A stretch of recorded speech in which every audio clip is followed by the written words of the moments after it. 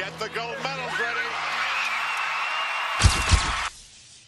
Anybody that's an overnight sensation, I guarantee you there's 7 to 10 years of hard work while nobody was paying attention that got them to the point where they could become an overnight sensation. Picasso is probably one of the most revered painters of all time. But what most people don't stop and think about, the fact that in his lifetime, Picasso created almost 50,000 works of art to turn out just 100 masterpieces. Michael Jordan, incredible basketball player. Do you know he missed 9,000 shots in pro basketball? Or Elizabeth Blackwell, she's the first woman to ever go to med school. She was rejected by 29 schools. Success is a numbers game. It's true for everybody that you admire. It is true for me, and it is going to be true for you. When you show appreciation, you influence somebody, you change them. You can't help but like somebody that is cheering for you. At every single concert, Taylor Swift had a special guest. Ellen DeGeneres, Serena Williams. Sean's back. I'm back. And your new song is amazing. Thank you. And she would show tremendous appreciation for them. She'd cheer for them on social media. She was triggering something called the Law of Reciprocity. It's this moral code that we live by. You do nice by me, I'll do nice by you. You see, every human being wants the exact same thing. I don't care how old you are, what you do for a living, how much money you make, whether or not you've got an advanced degree or you never graduated from high school. We all want to feel like we matter. Consciously cheer for your colleagues, cheer for your friends, compliment people's idea at work. The more that you're a fan of other people, the more fans that you're going to have in life. Okay, how many procrastinators are in the room? Raise your hand. And everybody else is just procrastinating on raising their hand. I'm about to change your life because this piece of research changed mine.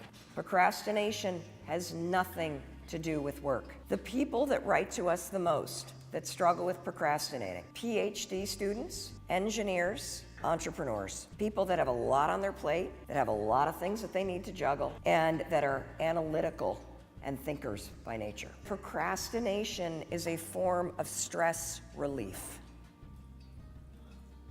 What are you stressed about? I want to get out of this business of real estate. I want to retire in the next 5 years, and I can't because I have not saved up. I have not gotten the money that I need to do that. Bingo, and it makes you upset, doesn't it? Yeah.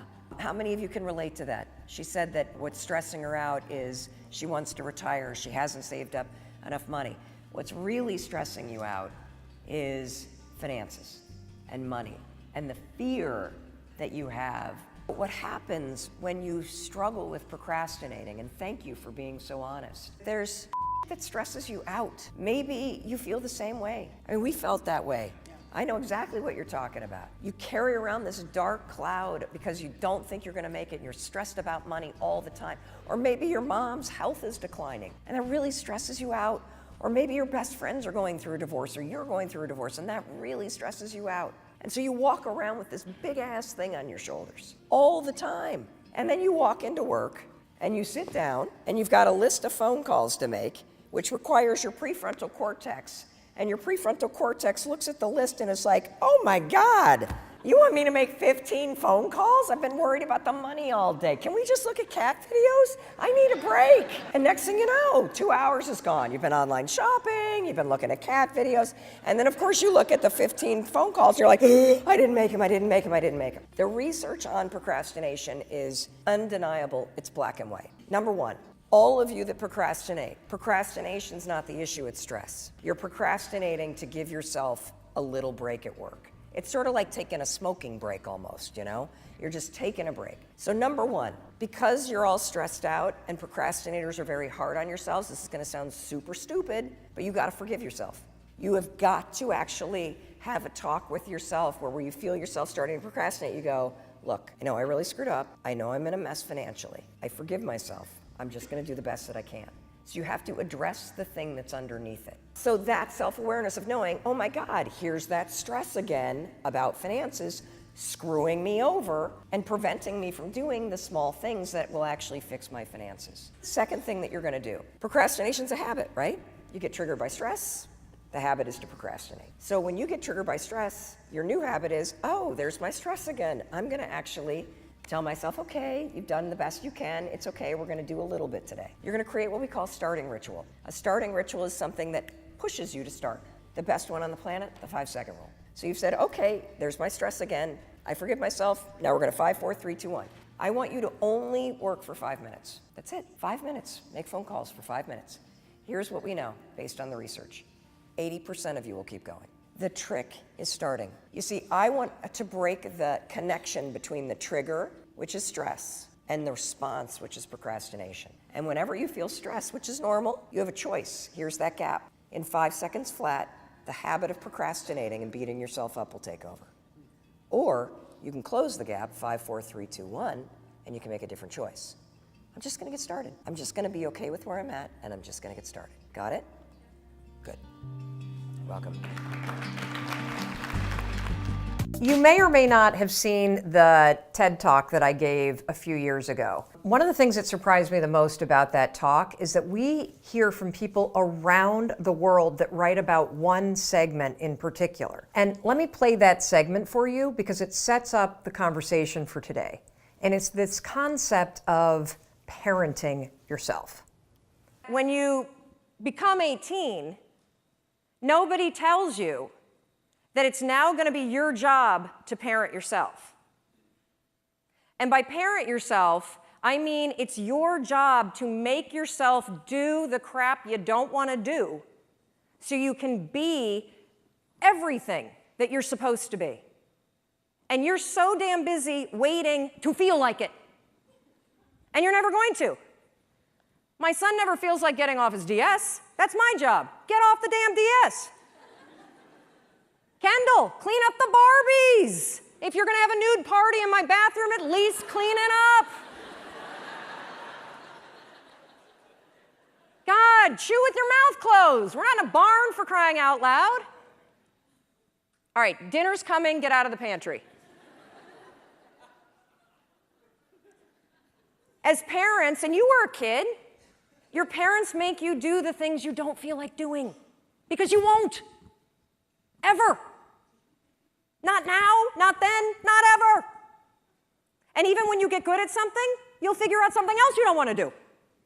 And then you'll plateau out and you'll get bored and you're like, I hate this job, it's boring. But will you look for a new one? No, you'll just bitch about that one.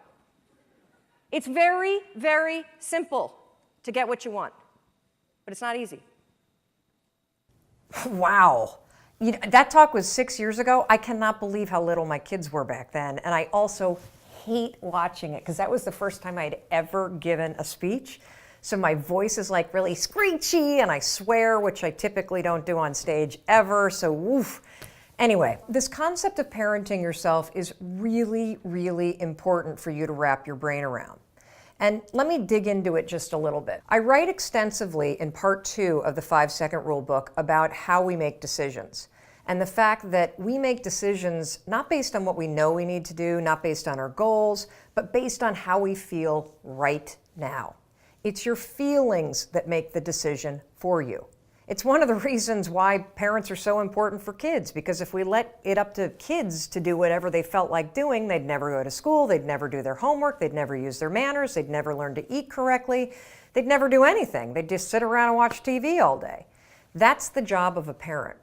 What most of us don't realize, though, and this is what I was alluding to in the TED Talk, is that when you become 18, when you move out of the house, when you're an adult, you have to parent yourself.